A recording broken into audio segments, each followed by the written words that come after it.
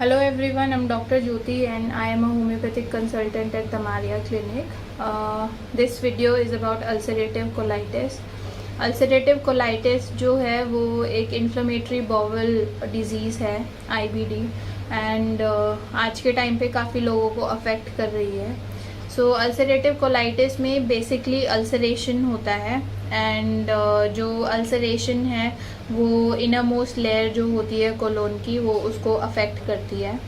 Colon जो है वो लार्ज इंटेस्टाइन का एक पार्ट है एंड जो अल्सरेशन है वो रेक्टम में भी हो सकती है या फिर कोलोन में भी हो सकती है. So this is ulcerative colitis. इसमें बहुत विविड सिम्टम्स होते हैं एंड इसकी एक और टाइप होता है Crohn's disease. Inflammatory bowel disease दो होती हैं, ulcerative colitis and Crohn's disease. दोनों में अल्सरेशन होता है, प्रोलॉन्ग्ड इन्फ्लेमेशन होता है गट का, गैस्ट्रोइंटेस्टिनल ट्रैक्ट. सो क्रॉन्स डिजीज़ जो है वो गैस्ट्रोइंटेस्टिनल ट्रैक्ट के किसी भी हिस्से को like from mouth till the rectum किसी भी हिस्से में अल्सरेशन कॉज कर सकता है. बट अल्सरेटिव कोलाइटिस जो है वो कोलोन या फिर रेक्टम तक ही सीमित रहता है, वो उसके आगे इन्फ्लेमेशन कॉज नहीं करता है. अल्सरेटिव कोलाइटिस जो है वो लाइफ लॉन्ग परेशान करती है पेशेंट्स को एंड काफ़ी वीकनेस एंड एक नॉर्मल फंक्शंस को हैम्पर करती है पेशेंट्स में. सो ये बीमारी जो है इसमें फ्लेयर अप्स होते हैं. किसी टाइम पे पेशेंट को बहुत अच्छा फील होता है अपनी हेल्थ में, किसी टाइम पे पेशेंट को काफ़ी एक हाई इंटेंसिटी वाले सिम्टम्स होते हैं एंड उनका पूरा स्केड्यूल बिगड़ जाता है. So there are phases of good health and there are phases of ill health in ulcerative colitis.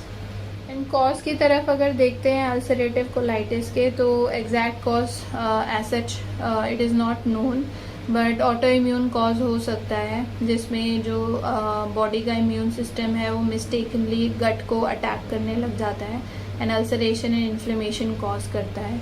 इसके अलावा जेनेटिक कॉज भी हो सकता है. अगर आपकी फैमिली में अल्सरेटिव कोलाइटिस है तो आपके अंदर भी वो ट्रिगर हो सकता है. देन हम डायग्नोज कैसे करेंगे एक अल्सरेटिव कोलाइटिस के केस को. टिपिकली अल्सरेटिव कोलाइटिस के जो क्लिनिकल सिम्टम्स होते हैं जैसे डायरिया विद ब्लीडिंग या फिर पस पेशेंट को उसमें देखने के लिए मिलता है, along with pain in abdomen and cramps in abdomen and weight loss, frequency of motion. इस क्लिनिकल पिक्चर से अल्सरेटिव कोलाइटिस का डायग्नोसिस हो सकता है. बट फर्दर इन्वेस्टिगेशंस जो है वो हम पेशेंट को एडवाइस कर सकते हैं, जैसे blood test to look for anaemia, then stool test करा सकते हैं WBCs देखने के लिए, पस डिस्चार्ज के लिए. देन इसके अलावा हम कोलोनोस्कोपी पेशेंट की करा सकते हैं and we can see ulceration and inflammation of the colon diagnosis को करने के लिए अल्सरेटिव कोलाइटिस के.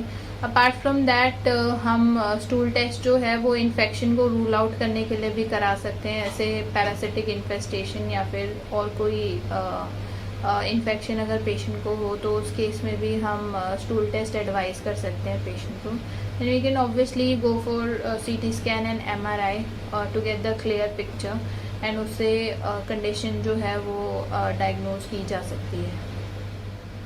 देन कन्वेंशनल ट्रीटमेंट हमें क्या करना चाहिए पेशेंट का. सबसे पहले पेशेंट को सिम्टम रिलीव कराना बहुत ज़रूरी है. पेन एब्डोमेन जो है, उसके अलावा diarrhoea, bloody diarrhoea, then pus discharge in stool, frequent motion, then ये सारे सिम्टम्स रिलीव कराने बहुत ज़रूरी है अल्सरेटिव कोलाइटिस के केस में. इसके अलावा पेशेंट को जो ब्लीडिंग की वजह से अनीमिया होता है उसको करेक्ट करना बहुत ज़रूरी है.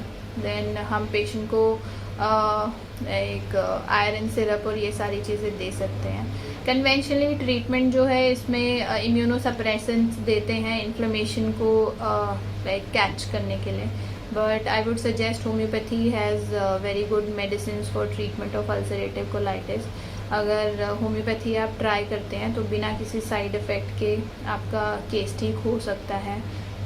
क्लासिकल होम्योपैथी सिंगल मेडिसिन से काफ़ी सक्सेसफुल ट्रीटमेंट हुए हैं अल्सरेटिव कोलाइटिस के एंड पेशेंट जो है कम्प्लीटली रिकवर कर जाता है. अल्टीमेटली एक डिज़ीज़ को ख़त्म करना बहुत ज़रूरी है. सिम्टम्स ऑटोमेटिकली गायब हो जाते हैं. So go for homeopathy and like बिना किसी साइड इफ़ेक्ट के symptoms would like disappear from the body 100%. हम मैनेज कैसे करेंगे एक अल्सरेटिव कोलाइटिस के केस को. हमें पेशेंट को एडवाइस करना चाहिए कि वो एकदम से बहुत ज़्यादा खाना ना खाए.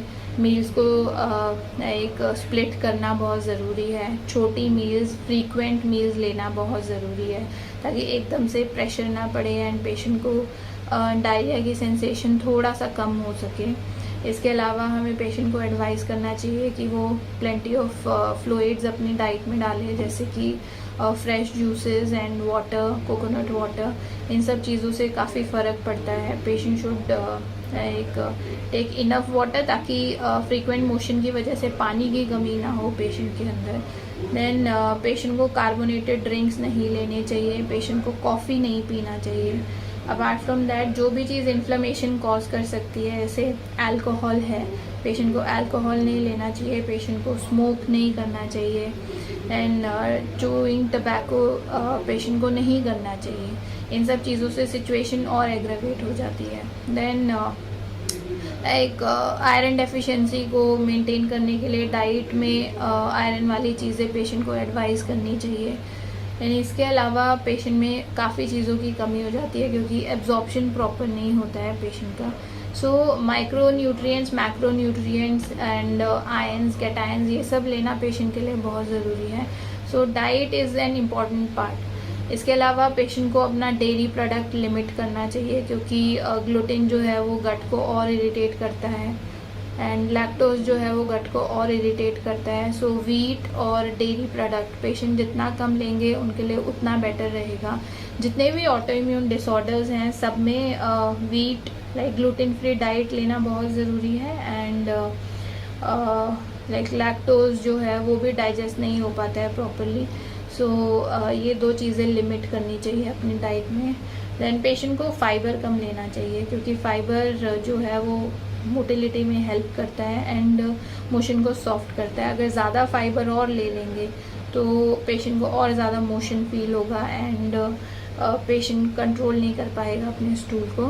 सो fibre should be limited in the diet. Then stress management भी एक इम्पॉर्टेंट पार्ट है किसी भी अल्सरेटिव कोलाइटिस के केस के लिए. जितने भी ऑटो इम्यून डिसऑर्डर्स हैं सब में स्ट्रेस मैनेज करना बहुत ज़रूरी है. एंड डूज एंड डोंट्स क्या हैं अल्सरेटिव कोलाइटिस के केस के लिए. एंड डूज ये हैं कि पेशेंट को अपना स्ट्रेस मैनेज करना चाहिए. छोटी छोटी मील फ्रीक्वेंटली खाते रहना चाहिए. Patient should take enough liquid in his diet. Then stress manage करने के साथ साथ वेट मैनेज करना भी बहुत ज़रूरी है पेशेंट का. And meditation and yoga obviously helps in keeping the body healthy. Then don'ts क्या है, पेशेंट को स्मोक नहीं करना चाहिए. पेशेंट को अल्कोहल नहीं लेना चाहिए. पेशेंट को कार्बोनेटेड ड्रिंक्स नहीं लेना चाहिए.